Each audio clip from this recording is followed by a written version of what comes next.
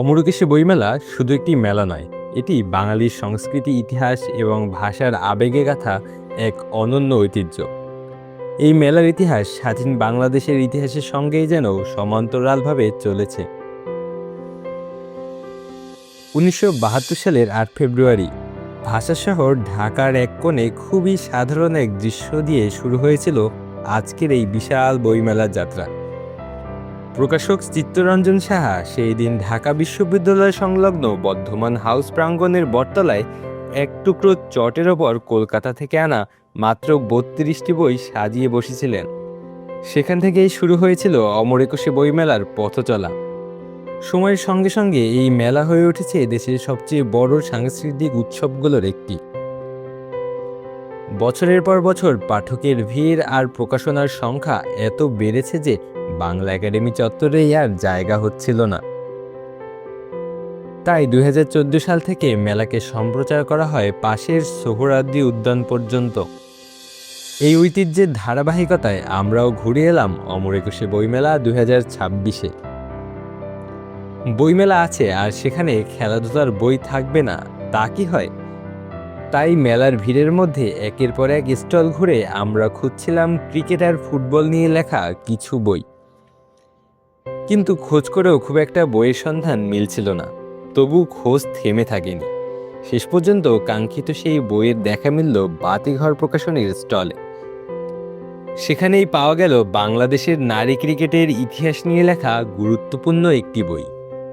সাবেক প্রমিলা ক্রিকেটার মিশু চৌধুরীর লেখা বাংলাদেশের নারী ক্রিকেটের অভিযাত্রা বইটি বাংলাদেশের নারী ক্রিকেটের শুরু, সংগ্রাম, ট্রফি জয় এবং পথচলার প্রথম দিককার সাহসী অভিযাত্রীদের গল্পই তুলে ধরেছে। নারী ক্রিকেটের বিকাশ বোঝার জন্য এই বইটিকে অন্যতম প্রধান দলিল বলা যেতেই পারে। শুধু এই বইটিই নয়, একই স্টলে পাওয়া গেল এবারের বইমেলায় প্রকাশিত আরেকটি আলোচিত বই, শেষটা কাল্পনিক। ক্রিকেটের মাঠে যখন ফ্লাডলাইটের ঝলমলে আলো, দর্শকদের উচ্ছ্বাস আর বিজয়ের গল্প দেখা যায়, তখন সেই আলোর উল্টো পিঠে থাকে আরেকটি অন্ধকার দিকও। ক্ষমতার খেলা, বিশ্বাসঘাতকতার ফাঁদ আর অজানা রহস্য ভরা সেই অদেখা জগৎকে কেন্দ্র করে লেখা হয়েছে এই উপন্যাস। রাজীব হাসানের লেখা এই বইটির প্রচ্ছদ দেখলেই যে কোনো বাংলাদেশি ক্রিকেট প্রেমীর আবেগ জেগে উঠবে। এই বইগুলোর গল্প, প্রচ্ছদের পেছনের ভাবনা এবং পাঠকদের আগ্রহ কেমন সেটি জানতেই আমরা কথা বলেছি স্টলের ভিতরকার মানুষদের সাথেই। এই মুহূর্তে আমরা অবস্থান করছি বাতিঘর প্রকাশনীতে। সেখানে আমরা ক্রিকেট নিয়ে দুটি বই পেয়েছি, যেটা কিছুদিন আগেই প্রকাশিত হয়েছে, শেষটা কাল্পনিক, এবং পাশে আরেকটা বই দেখা যাচ্ছে বাংলাদেশ নারী ক্রিকেটের অভিযাত্রা। এবং আমরা এখানে শুনবো এই দুইটা বইয়ের পিছনের গল্প। কোন বইটা আসলে কত সালে প্রকাশিত হয়? আপনার নারী ক্রিকেটের উপরে যে বইটা বেরিয়েছিল এটা আমাদের 2023 সালের দিকে বেরিয়েছিল। আর শেষটা কাল্পনিক যে বইটা আছে সেটা হচ্ছে ক্রিকেটের উপরে উপন্যাস, সেটা এই বছর বইমেলাতে বেরিয়েছে। আর তারপর ক্রিকেটের উপরে বা খেলাধুলা বিষয়ক যে বইগুলো বের হয় সেগুলোরও আলাদা একটা পাঠকপ্রিয়তা আছে আমাদের পাঠকদের মাঝে। তো এই বই দুটার মধ্যে শেষটা কাল্পনিক রাজীব হাসানের আমাদের বাতিঘর থেকে প্রকাশিত বইটা আমাদের বইমেলাতে ভালো বিক্রি হচ্ছে। আপনার কি মনে হয় যে বাবা এত এনার্জি কই পাও? এই পাওয়ার চুমুকে অ্যাকশন। বর্তমান প্রজন্ম ঠিক কতটা আগ্রহী এসব বইয়ের জন্য? তবে একটা বিষয় খুবই লক্ষণীয়, যেটা হচ্ছে আমাদের পড়াশোনার পাশাপাশি আমাদের খেলাধুলার চর্চাটা যে একেবারে কমে গেছে তা না। যদিও আমরা বলি যে আমাদের দিনের পর দিন আমার খেলাধুলার মাঠ কমে যাচ্ছে, কিন্তু সেটা আমাদের বাস্তব সত্য। কিন্তু তার চেয়ে বড় বিষয় হচ্ছে এই খেলাধুলার প্রতি আলাদা একটা আগ্রহ আমাদের প্রজন্ম থেকে প্রজন্ম রয়ে গেছে, যেগুলো হচ্ছে মাধ্যমটা না পাওয়ার কারণে আমাদের অনেকেই আমরা ডিভাইসমুখী খেলাধুলার প্রতি অগ্রসর হচ্ছে।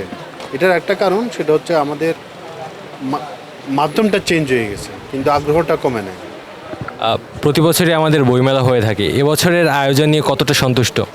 সত্যিকার অর্থে এবারে মেলাটা খুবই পরিপাটি একটা বিষয় বলা যায়। আচ্ছা, আমরা যে দুইটা বই দেখতে পাচ্ছি, বাংলাদেশ নারী ক্রিকেট অভিযাত্রা এবং শেষটা কাল্পনিক, এই দুইটা বইয়ের প্রচ্ছদের গল্পটা কি আসলে? দুইটা থিম নিশ্চয়ই দুইটা আলাদা। একটা হচ্ছে নারী ক্রিকেটারদেরকে নিয়ে উপরে লেখা, আর একটা হচ্ছে জাস্ট পুরো ক্রিকেটের উপরে লেখা। এটার প্রচ্ছদটা হচ্ছে আমরা যে বইগুলো প্রকাশ করি, আমরা চেষ্টা করি আমাদের ভালো মানের বইগুলো করার জন্য, এবং আমরা আমাদের বাংলাদেশ এবং বাংলাদেশের বাইরে প্রতিযোগিতা যারা চিত্রশিল্পী আছে বা প্রচ্ছদ শিল্পী আছে, ওনাদেরকে দিয়ে আমরা প্রচ্ছদগুলো করিয়ে নিই। বইগুলো সংগ্রহ করতে চাইলে যেতে পারেন বাতিঘরের স্টলে, স্টল নম্বর 700 থেকে 704। চাইলে বাতিঘরের অনলাইন মাধ্যম থেকেও বইগুলো সংগ্রহ করা সম্ভব। শুধুমাত্র বাতিঘরই নয়, আমরা ঘুরে গিয়েছিলাম আরেকটি স্টলেও। স্টলের নাম ছোটদের বই।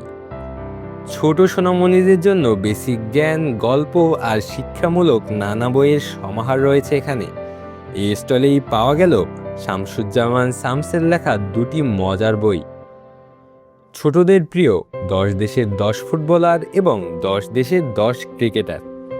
ক্রিকেট কিংবা ফুটবলকে ভালোবাসেন যারা, তাদের জন্য এই বইগুলো সংগ্রহ করে রাখার মতোই। আর যদি খেলাধুলা আপনার পছন্দের বিষয় নাও হয়, তবুও বইমেলায় গেলে নিশ্চয়ই নিজের পছন্দের কোনো না কোনো বই খুঁজে পাবেনই। বইমেলা মানেই শুধু বই কেনা নয়, এটি জ্ঞান, সংস্কৃতি আর অনুভূতির এক মিলন মেলা। তবে খুব একটা বেশি সময় নেই, আর মাত্র কয়েকটি দিন পর আগামী 15 মার্চ পদ্মা নামবে এবারের অমর একুশে বইমেলার। তাই সুযোগ থাকতেই বইমেলায় ঘুরে আসুন, বই পড়ার অভ্যাস গড়ে তুলুন। বই পারে মানুষকে আলোকিত করতে আর গড়ে তুলতে পারে একটি সুন্দর জীবন। অমর একুশে বইমেলা থেকে আলো আসি তালুকদার, অন ফিল্ড।